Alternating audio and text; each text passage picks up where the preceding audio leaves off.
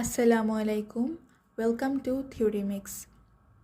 এইচএসসিতে আমাদের physics chemistry ম্যাথে 25 মিনিটে 25টা এমসিকিউ অ্যান্সার করতে হয়, কিন্তু ম্যাথের ক্ষেত্রে এটা একটু টাফ হয়ে যায়, কেননা আমাদের 25 মিনিটে 25টাই ম্যাথ অ্যান্সার করতে হয় এমসিকিউ। তাই আমরা যদি কিছু ইজি টেকনিক শিখে রাখি আগে থেকেই, তাহলে সেটা আমাদের অনেক উপকারে আসবে। যেমন এখানে একটা ম্যাথের এমসিকিউ আছে, যেটা একটা বড় রিটেনেও আসতে পারে, কিন্তু এসব ম্যাথ কি আমরা এমসিকিউর ক্ষেত্রে অনেক বেশি টাইম ওয়েস্ট করে করব? কখনোই না। অবশ্যই আমরা ইজি মেথডে করব। এক্ষেত্রে আমরা করব XYZ-এর 3টা মান ধরে নিব আমরা।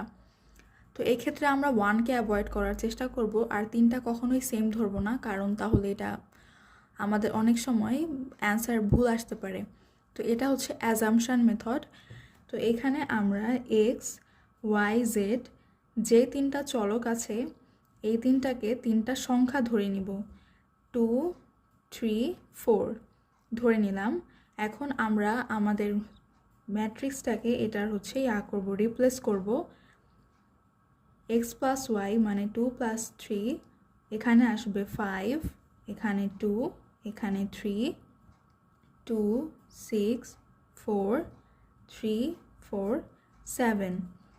এখন আমরা ক্যালকুলেটরের সাহায্যে এটার মানটা বের করব।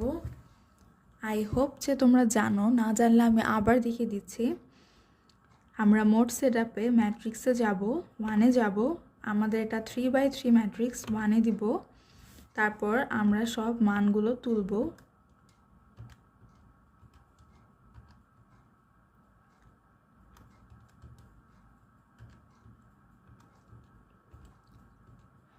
তারপর আমরা এসিতে টিপ দিব।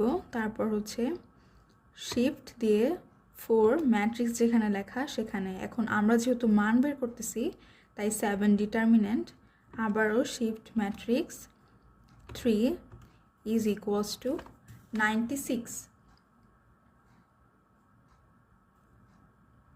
এখন আমরা দেখব অপশান টেস্ট করে যে আমরা 96 কোথায় পাবো।